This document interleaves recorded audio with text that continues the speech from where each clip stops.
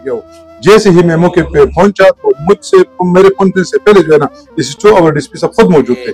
ना कोई आया इधर हमसे पूछा कि वाकई क्या हुआ, क्या वजह है, क्या वजह नहीं है। और इस वाकये में ना सिर्फ दुल्हा कत्ल हुआ बल्कि 11 साला मासूम बच्चा भी जद में आकर अपनी नींद सो गया। यो मोटरसाइकिल चलाओ और दयो चो द राकुश मोटरसाइकिल ना बुढ़ा सड़े तमाचा और सरावा मजमून पर देरो और बांधे डा से हो पहले। सर, अब तक तफ्तीश में क्या बात सामने आई? कत्ल की असल वजह क्या थी? तो आपको कैसे पता चला कि जिक्रिया फायरिंग से लगा हुआ है इलाके में उस वक्त कोई था? दा बेनाम की लगा रिश्ते से तनाज़म हुआ चाह से खबर आ रहा। बिस्मिल्लाहिर्रहमानिर्रहीम। एक इंतहाई अफसोसनाक वाक़े के साथ मैं हूं एहसन अवान और आप देख रहे हैं आज डिजिटल। नाजरीन, आज पेशावर में एक बार फिर रिश्ते के तनाजे पर एक दुल्हे को बेदर्दी से कत्ल कर दिया गया और इस वाकये में ना सिर्फ दुल्हा कत्ल हुआ बल्कि 11 साला मासूम बच्चा भी जद में आकर अपनी नींद सो गया। ये वाकया कैसे रूनुमा हुआ? रिश्ते का तनाजा कैसे पैदा हुआ? मुलजिमान कौन है? अब तक पुलिस ने इसमें क्या कार्रवाई की? ये तमाम डिटेल मैं अपनी इस रिपोर्ट में आपको दिखाऊंगा। हम वर्षा से भी बात करेंगे और पुलिस ऑफिशियल का मौकफ भी लेंगे, तो हमारे साथ ही रहिए।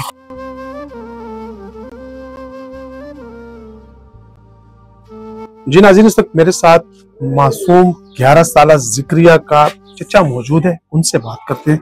बहुत शुक्रिया, आपने वक्त दिया। इंतहाई अफसोसनाक वाकया पेश आया था, थोड़ा सा तफसील से बताइए ये क्या माजरा क्या था? पहले तो आप लोगों का शुक्रिया मैं अदा करता हूँ कि तकरीबन 2 दिन हो गए कि आप लोग आए।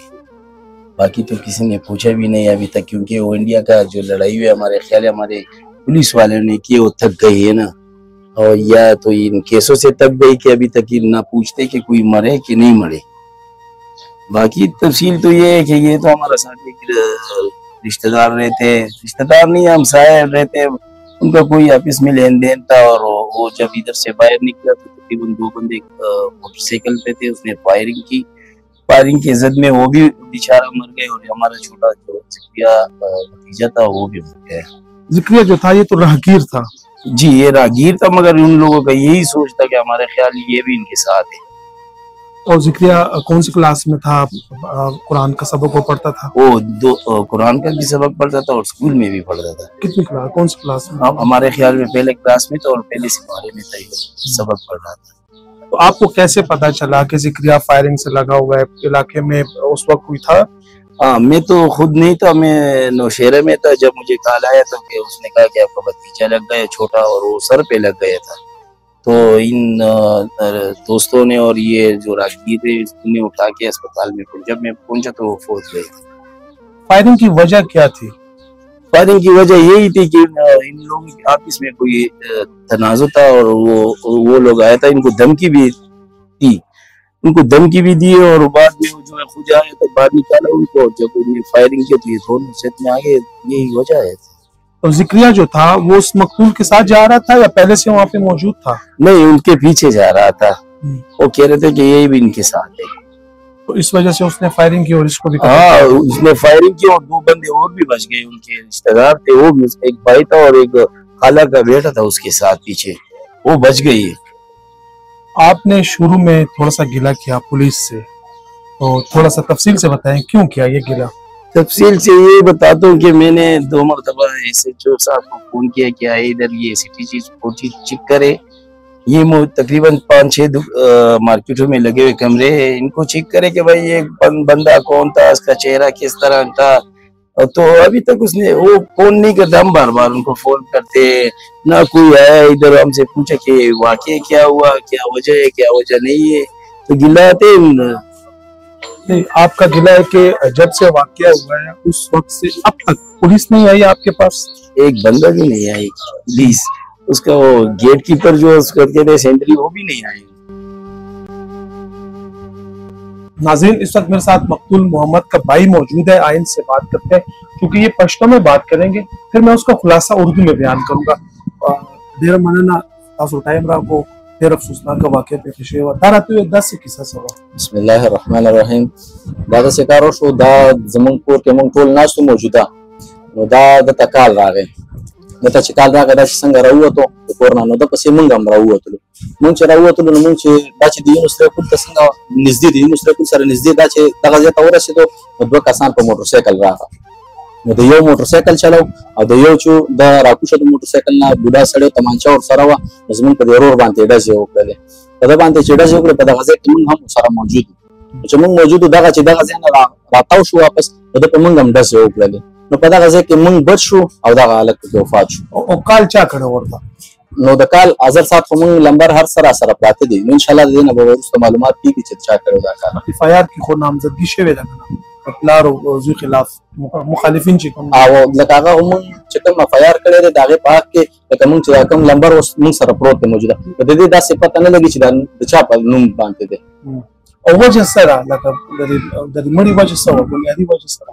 دا زموږ څه د کورنۍ څه معامله راغلې وه د دغه خلکو سره نو په دغه کې څه دعوې پرې کړې وه زموږ په ضرور باندې د مړي دعوې پرې کړې وه نو په دغه قصه باندې زموږ ورور چې کوم و هغه جیل ته لاړلی د جیل نه د ورور مې بری شو لکه هغه کیس کې دا بری شو هېڅ قسم خبره ورته دته نه وه دا چې بری شو د هغې نه باوجود دا کار وکړو دغه شان هغه خبره کله څومره موده پیله وه د دې تقریبا د کال نه لږ زیات شو نو هغې کې لکه دعوه څه وه څوک یې وژلي وو کنه سب پولیس خو چې خوراک کې څه زهر مار اچولو بالکل او پولیس هم دا خبره کوي چې دا راغلی و خوراک کې څه زهر اچولي د دغه کس ته ورکړي دي لکه دا هر څه یو پروپاګانډا وه دروغ ویلي ولې چې هلته کوم موږ چې کوم کیس اچولی و نو په هغه کیس سره دا هېڅ قسم ګناه په ده کې نه وه عدالت دا پخپله بري کړو او څومره موده جیل کې تېر کړ تقریبا 2 میاشتې تېرې کړې جیل کې او کله راغلی جیل نه د 13 روژه کې راغلی نو دلته سره چې کله دا واردات شو نو سی سی ټي وي کیمرې شته سب موقع باندې څه پته لګي بالکل کیمرې ډېرې زیاتې لګېدلې دي خو اگر سات لا چا نه دي کتلې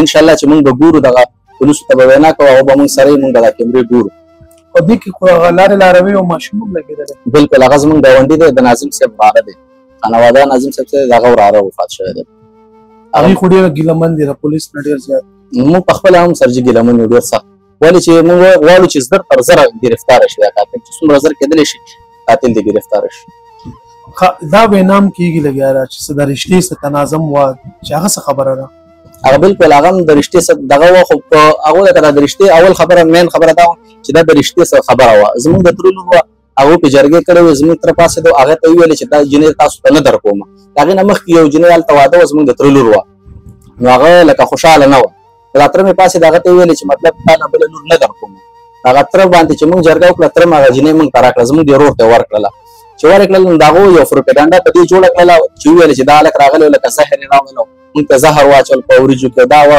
لکه یو پروپاګانډا یې ورپسې شروع کړې لکه مین خبره د رشتې وه مین خبره د رشتې وه जी नाज़रीन जैसे कि आपने इस मुद्दे की गुफ्तगू सुनी इनका पश्तो में यही कहना था कि वकूए के दिन इसका भाई जिसका नाम मोहम्मद था वो घर में मौजूद था और उससे फोन पर कॉल आई जैसे ही वो चाहे वकूआ जो विनो सराय पुल है वहां पे पहुंचा तो 2 मोटरसाइकिल सवारों ने उस पर अंधाधुंध फायरिंग कर दी जिसके नतीजे में मोहम्मद और एक राहगीर 11 साल बच्चा सिकरिया सद में आकर मौके पर जाबाक हो गए। मुद्दई ने यह बताया पश्तो में कि इनका रिश्ते का तनाजा आ रहा था और इसी रिश्ते के तनाजे पर उसको कत्ल किया गया है। कुछ अर्सा कबल एक कत्ल की दावेदारी भी मकतूल पर हुई थी और वो फिर गिरफ्तार भी हुआ था और तकरीबन 7 माह वो जेल में रहा और फिर बेगुनाह साबित हुआ और वो फिर बाइज्जत तौर पर बरी हो गया था। लेकिन इसके बावजूद मुल्जिमान को इस बात का रंज था और उन्होंने बदले के तौर पर इस दूल्हे को कत्ल कर दिया।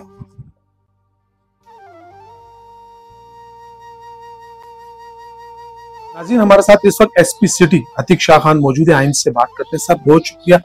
एक अफसोसनाक वाकया पेश आया, दूल्हा कत्ल हुआ, राहगीर बच्चा भी मारा गया, ये वाकया कब पेश आया और कैसे पेश आया? औज़ुबिल्लाहि मिनश्शैतानिर्रजीम, बिस्मिल्लाहिर्रहमानिर्रहीम। थैंक यू, बहुत शुक्रिया। ये 13 तारीख को तकरीबन 9 बजे के करीब जो है ना ये वाकया पेश आया है और वाकया भी इस तरह है कि ये दोनों पार्टी जो है ना अफगानी है। तो तबरारी की गई, कोई बंदा कह रहा है कि ये टेक्सला में रहते हैं, कोई कहता है अटक में रह रहे हैं, लेकिन जो कि मुद्दयान है उससे हमने जो पूछा तो वो भी बता रहे कि शाकस में है लेकिन है अफगानी।